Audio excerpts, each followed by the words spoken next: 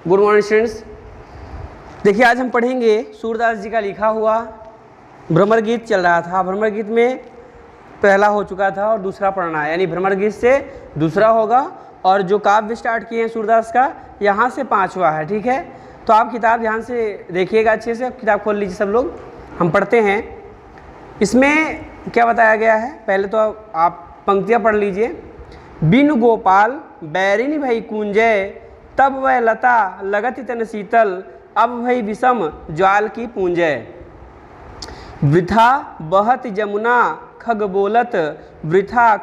कमल फूलन अली गुंजय। पवन पान घनसार सजीवन,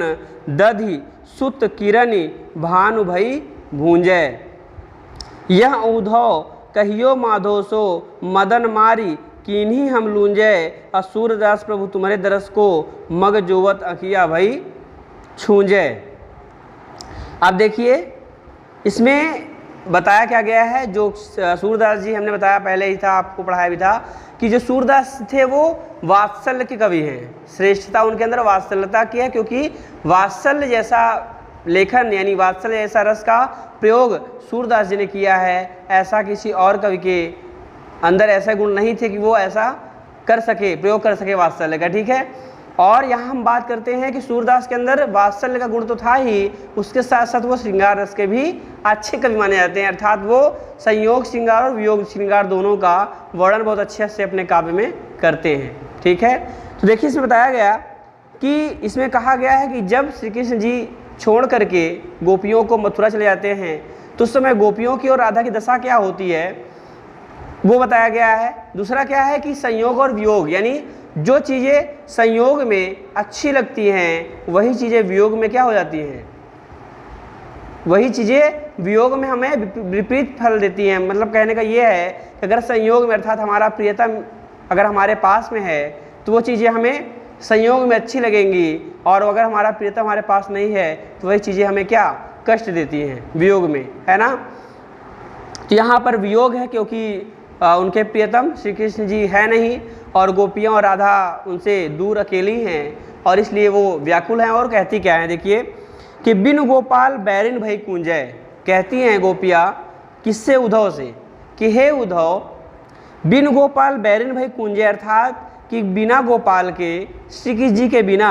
हमारा जो जीवन है वहाँ व्यर्थ सा हो गया है, और हमें अब ये जो लताएँ हैं वहाँ बैरी लगने लगी हैं। अर्थात कि जब हमारे प्रियतम श्री कृष्ण जी थे उस समय जो लताएँ हमारे लिए अच्छी लगती थी, अर्थात हमें सुख प्रदान करती थी, शीतलता प्रदान करती थी, कि हम उनके साथ उन लताओं में रास लीलाएँ प्रेम कीड़ा करते थे, आज वही लताएँ उनके न रहने पर हमें बैरी के समान, शत्रु के समान प्रतीत हो रही हैं, लग रही हैं।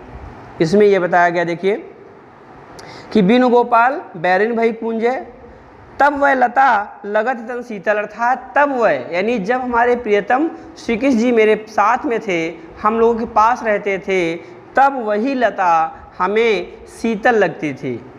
लगत तन शीतल, तन यानी हमारे शरीर को शीतलता प्रदान करती थी, हमारे शरीर को ठंडक रखती थी, शीतलता देती थी। और अब भाई विषम ज्वाल की पूजा, लेकिन अब जब हमारे प्रियतम श्री कृष्ण जी हमारे पास नहीं हैं तो यही लताएं हमारे लिए क्या विषम, अर्थात विपरीत परिस्थितियों में ज्वाल की पुंज के समान प्रतीत हो रही है। अर्थात ऐसा लग रहा है मानो कि अग्नि की ज्वाल की पुंजे, अर्थात मानो कि कोई हमें उस लता जो है वो लता जो है वो ज्वाल के समान, ज्वाल की पूंजों के समान लग रहा है, कि मानो हमें वहाँ दाहक लग रही हैं, जला रही हैं। ठीक है, आगे देखिए, यानी जो लताएं हमें शीतलता प्रदान करती थी, हमारे शरीर को, तन को शीतल करती थी, वही लताएं क्या हैं, अब हमें ज्वाल के समान लग रही हैं, अग्नि के समान जला रही हैं। ठीक है, आगे देखिए, वृथा बहती जमुना खग बोलत, वृथा कमल फूलन अली गूंजय। कहती हैं गोपियाँ कि जब कृष्ण जी थे, हमारे प्रियतम कृष्ण जी अब रहते थे, उस समय नदियों का, यमुना का बहना भी अच्छा लगता था, लेकिन अब क्या है, वृथा बहती, वृथा मतलब व्यर्थ, मतलब बिना कारण का, है ना। तो कहा गया कि वृथा बहत जमुना खग बोलत, यानी कहा गया कि वृथा यानी अब तो यमुना का बहना भी व्यर्थ लगता है, क्योंकि जब हमारे प्रियतम कृष्ण जी थे उस समय जब वो नदी के यमुना के तट पर बैठकर बांसुरी बजाते थे तो हमें उस यमुना के तट पर चलना, खेलना, टहलना और यमुना में नहाना, स्नान करना भी अच्छा लगता था। लेकिन अब हमारे प्रियतम के ना रहने पे उस यमुना के पास जाना, उसे देखना तक भी अच्छा नहीं लगता, उसका बहना भी अच्छा नहीं लगता है। तो व्यर्थ बहत यमुना अर्थात यमुना व्यर्थ बहती है, और खग बोलत यानी खग यानी पक्षियों का कलरव भी व्यर्थ होने लगने लगता है, अर्थात कि अब तो पक्षियों का कलरव करना भी व्यर्थ है। वृथा कमल अर्थात कहती हैं कि व्यर्थ है क्या कमल के फूलों का खिलना, अर्थात कहती हैं कि जब हमारे प्रियतम ही नहीं मेरे पास हैं तो कमल का खिलना भी क्या है, व्यर्थ हो गया है। मतलब ये है कि उनके प्रियतम पति नहीं हैं, यानी श्री कृष्ण जी उनके पास नहीं हैं, तो उन्हें सारी चीज़ें क्या लग रही हैं, व्यर्थ लग रही हैं। मतलब उन्हें किसी चीज़ से कोई मोह माया ही नहीं रह गया है कि प्रियतम चले गए, मानो उन्होंने सारी सुख सुविधाओं को लेकर के वो अपने साथ चले गए हों। तो कहती हैं कि वृथा कमल फूलन यदि गूंजे, अर्थात कि वृथा मतलब व्यर्थ है कमल के फूलों का खिलना और भंवरों का गुंजार करना, अर्थात कि व्यर्थ है भंवरों का उन पर बैठकर गुंजन करना भी अब व्यर्थ है या व्यर्थ लगता है। आगे देखिए, पवन पान घनसार सजीवन, अर्थात कि पवन यानी वायु, पान मतलब पान आप समझते हैं, और घनसार, घनसार का अर्थ होता है कपूर, अर्थात और ये सब चीज़ें क्या हैं, सजीवन अर्थात जीवनदायक हैं,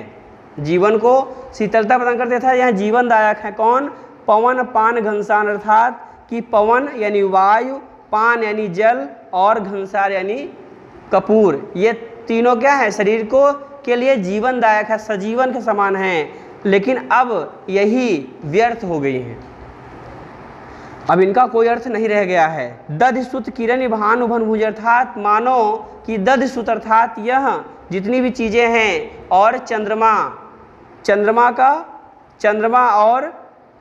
चंद्रमा की किरणें और यह क्या हो बन गई हैं, भानु यानी सूर्य के समान मुझे भूंज रही हैं, जला रही हैं। यानी ये चीज़ें कौन कौन, पवन पान घनसार अर्थात पवन, वायु, जल और कपूर, जो जीवन में जीवन प्रदान करने वाले, जीवन को शीतलता प्रदान करने वाले, यही सब, और चंद्रमा सुत यानी दधिसुत यानी चंद्रमा, यह सभी चीज़ें जो जीवन को शीतलता प्रदान करती थी, कब, जब हमारे प्रियतम कृष्ण जी थे, और अब यही चीज़ें मेरे जीवन को भानु भई भूंजे अर्थात सूर्य के समान हमारे शरीर को जला रही हैं, दाहक यानी जला रही है और उन्हें भूंज रही है, ऐसा प्रतीत हो रहा है। समझ गया? यानी कहने का तात्पर्य यहाँ पे सूरदास जी का है कि जब हमारे प्रियतम कृष्ण जी थे उस समय ये सारी चीज़ें मुझे क्या लगती थी, अच्छी लगती थी और यह जीवनदायक लगती थी, लेकिन अब यही चीज़ें मुझे क्या लग रही हैं कि मानो यह मुझे सूर्य के प्रकाश तेज के समान लग रही है, जो मुझे जला रही हैं। आगे देखिए, यह उद्धव कहियो माधव सो मदन मारी किन्हीं हम लूंजे, कहते हैं गोपिया और राधा कि हे माधव, कृष्ण जी के जो मित्र थे माधव, उनसे यानी उद्धव कहती हैं कि हे उद्धव कहियो माधव सो, अर्थात हे उद्धव जाकर तुम माधव यानी कृष्ण जी से कहना कि मदन मार लीन है कीन है हम लूंजे, अर्थात मदन यानी कामदेव ने हमें मार कर, मारना मतलब कामदेव यानी कामदेव ने मुझे मार करके लुंज कर दिया, यानी अर्थात कहने का मतलब ये है कि कामदेव ने हमारे अंदर इतना प्रेम को बढ़ा दिया, इतना प्रेम को बढ़ा दिया कि मानो आपके बिना उसने हमें मार करके लुंज पुंज कर दिया, अर्थात हमारी शारीरिक क्रियाएं जो हैं वह एकदम से निश्चेष्ट हो गई, स्थिर हो गई है, वह कार्य ही नहीं करती हैं, यानी हाथ पैर पूरा शरीर जो है हमारा एकदम से लुंज पुंज हो गया है, अब हम उठने और बैठने के काबिल भी नहीं रह गए हैं, ऐसा वो वर्णन करती हैं। आगे देखिए, सूरदास प्रभु तुम्हारे दरस को कहते हैं, सूरदास जी यानी गोपियों के मन की बातें कहते हैं कि सूरदास जी कि प्रभु तुम्हारे दरस को, अर्थात हे प्रभु, हे श्री कृष्ण जी, हम तुम्हारे दर्शन के लिए और मग जोहत अर्थात तुम्हारे आने का रास्ता देखते देखते हमारी जो आँखें हैं उनकी जो ज्योति है, प्रकाश है, वह क्या हो गया है, धुंधला हो गया है, अर्थात अब हमें उन आँखों से दिख भी नहीं रहा है, अर्थात कब से हम एक टकी लगाए हुए आपका इंतजार कर रहे थे, आपका रास्ता देख रहे थे और आप नहीं आए, और आपके ना आने से हमारी आंखों की ज्योति भी चली जा रही है, उसका प्रकाश भी मंद पड़ता जा रहा है, इसलिए आप जल्दी से आकर के हमें दर्शन दे दीजिए। ये इसे बताया गया, ठीक है।